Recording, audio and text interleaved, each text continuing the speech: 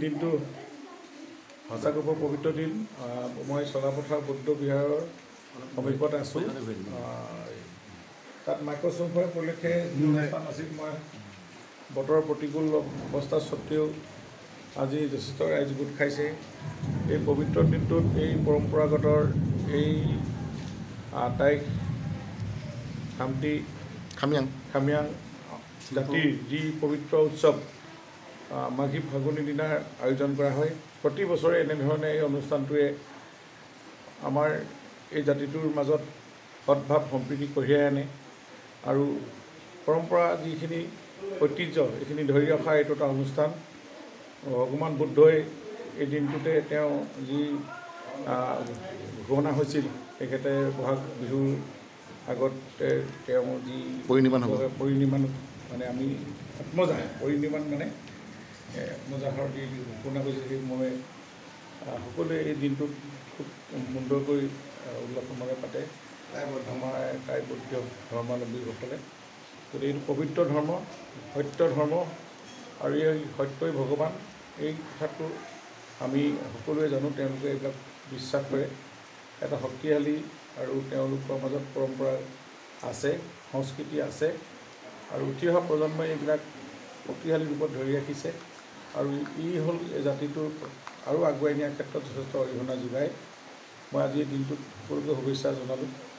আমাৰ আৰু এখন দীঘলী শ্যামগাঁৱৰ তাতো এটা অনুষ্ঠান হৈছে, তাতো ৰাইজক দেখিলোঁ যথেষ্ট উল্লাস মালহেৰে আজি এনেকুৱা প্ৰতিকূল বতৰতো অনুষ্ঠানটো উদযাপন কৰিছে। পুৱা ভাগতেই 5 বজাতেই মেজি জ্বলিব। গতিকে এই মেজিটোৰ পৰম্পৰা, ইয়াত এই অগ্নিয়ে আমাৰ মাজত যি অপয়া অপ্ৰীতি এইবিলাক থাকে নাইকিয়া কৰে, যেনেকৈ আমাৰ মাঘ বিহুত মেজি জ্বলে, সেয়ে এইটো পৰম্পৰা।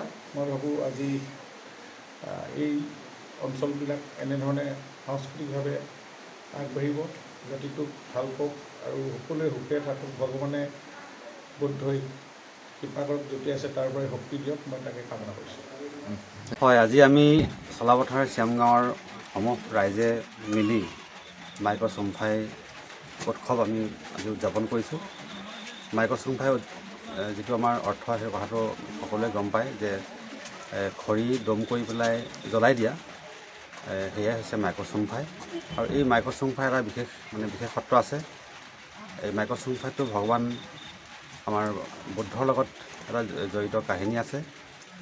বুদ্ধই যেতিয়া নেকি